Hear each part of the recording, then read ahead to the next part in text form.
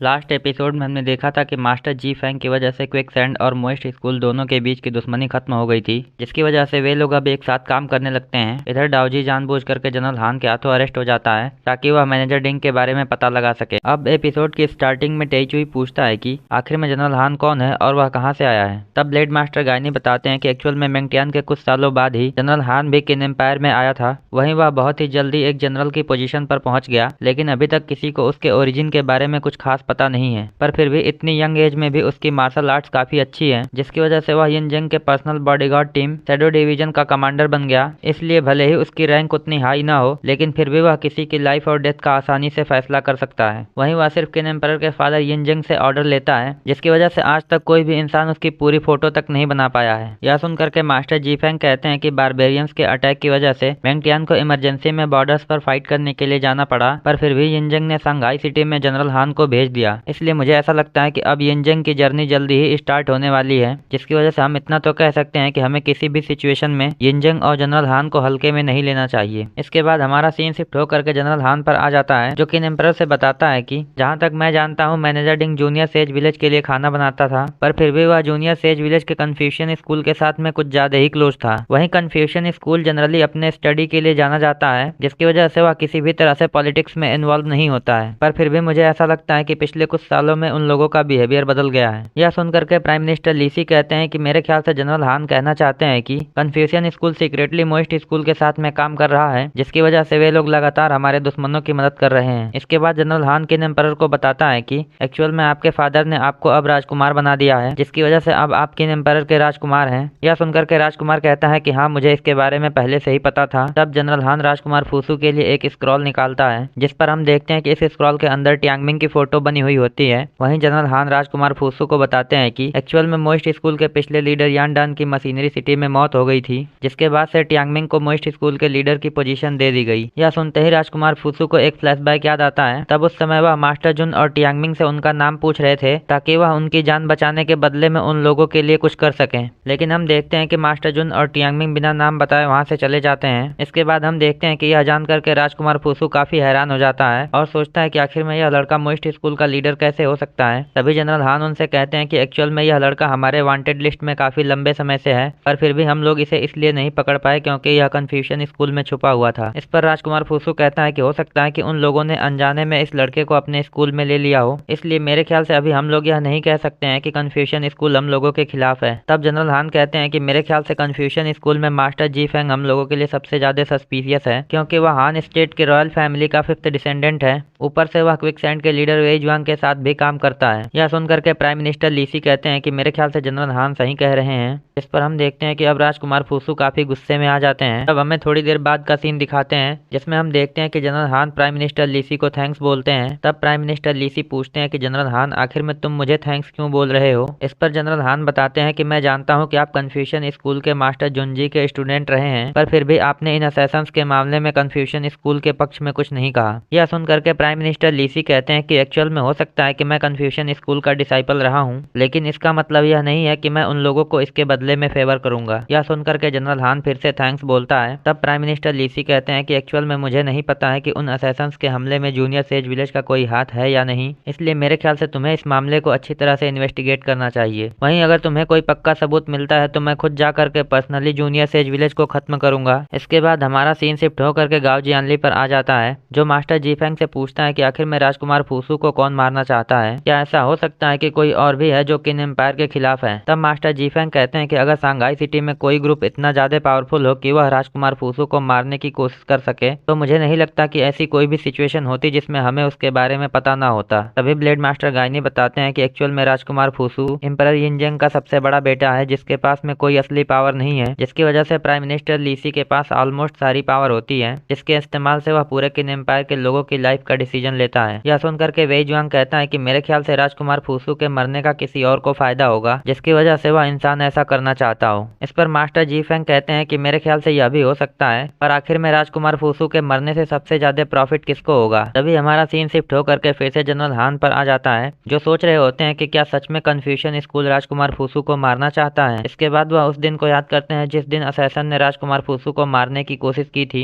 तब उस दिन सबसे लेट नेट ट्रैप वहां पर पहुंचा था, जिसकी वजह से जनरल हान को नेट ट्रैप के लोगों के ऊपर शक होने लगता है, क्योंकि उस दिन उनके आने से पहले शैडो डिवीजन के लोगों ने 4 असैसिन्स को जिंदा पकड़ लिया था। इधर हम देखते हैं कि सेम प्रोसेस को बाईफैंग भी सोच रहा होता है, जो बाकियों से बताता है कि एक्चुअल में नेट ट्रैप के आने के बाद वहां से नकली प्राइम मिनिस्टर लीसी भी भाग गया था और पकड़े गए असैसिन्स भी मारे जा चुके थे। इसलिए मुझे नहीं लगता कि वहां पर कोई भी इंसान इतना ज्यादा काबिल था जो जनरल हान के सामने ही चारों लोगों को मार भी दे और इतने कम समय में नकली प्राइम मिनिस्टर लीसी को भी वहां से भगा दे। इस पर वेई जुआंग कहता है कि मेरे ख्याल से वहां पर इतने स्किल वाले कई लोग थे जो ऐसा कर सकते हैं। तब बाईफैंग कहता है कि अगर हम लोग जनरल हान को छोड़ दें तो वहां पर नेट ट्रैप के अलावा और कोई भी इतना स्किलफुल नहीं था कि इतने कम समय में यह सब कुछ कर ले। पर हम देखते हैं कि यह सुनते मिस जीनू और टेईचुई हैरान हो जाते हैं। तब वेई जुआंग कहता है कि एक्चुअल में नेट ट्रैप का काम ही लोगों को मारना है। इस पर मास्टर जाओ जाओ कहते हैं कि क्या ऐसा हो सकता है कि किन एम्पायर के अपने लोग ही उन्हें धोखा दे रहे हों। तब मास्टर जीफेंग बताते हैं कि एक्चुअल में राजकुमार फूसू यिनजंग का सबसे बड़ा बेटा है, जिसकी वजह से वह उसका ऑटोमेटिक सक्सेसर बन जाता है। इसलिए मेरे ख्याल से मुझसे अधिक कहीं ब्लेड मास्टर गाइनी को एम्परर यिनजंग के बाकी बेटों के बारे में पता होगा। तब ब्लेड मास्टर गाइनी बताते हैं कि एक्चुअल में एम्परर यिनजंग का 18वां बेटा, जिसका नाम ह्यू हेई है, वह बहुत ही ज्यादा एक्स्ट्रा ऑर्डिनरी है, जिसकी वजह से हम कह सकते हैं कि वह राजकुमार फूसू से बिल्कुल भी कम नहीं है। वहीं जब मैं एम्परर यिनजंग के लिए काम करता था तब मैं ह्यू हेई से भी मिला था, इसलिए मैं इतना तो बता सकता हूँ कि ह्यू हेई ने कुछ ही समय में एम्परर यिनजंग का दिल जीत लिया था। दूसरी तरफ ह्यू हेई दिखने में बहुत ही ज्यादा सिंपल और सीधा है, पर फिर भी वह बहुत ही ज्यादा चालाक और होशियार है। इसके अलावा जहाँ तक मुझे पता है नेट ट्रैप का लीडर जाओ गाओ ह्यू हेई को अच्छी तरह से जानता है, जिसकी वजह से हो सकता है कि नेट ट्रैप का लीडर ह्यू हेई के लिए काम करता हो। यह सुनकर के मास्टर जीफेंग कहते हैं कि मेरे ख्याल से यह मामला तो बहुत ही ज्यादा स्ट्रेंज हो गया है। तभी ब्लेड मास्टर गाइनी कहते हैं कि अगर नेट ट्रैप के लोग राजकुमार फूसू को मारना चाहें तो मुझे नहीं लगता कि वे लोग इस मिशन में कभी भी फेल होंगे। तब मास्टर जीफेंग कहते हैं कि मुझे लगता है कि वे असैसिन्स जानबूझ करके फेल हो गए थे। जिसके बाद हम देखते हैं कि अचानक से मास्टर जीफेंग जल्दी से जूनियर सेज विलेज के लिए निकल जाते हैं। अब हमारा सीन शिफ्ट होकर के फिर से गोंगसू फैमिली के बड़े से पानी के जहाज पर आता है, जहाँ पर युनसेन यूवी से कहती है कि अब मैं तुम्हें यिन यांग आर्ट सिखाऊंगी।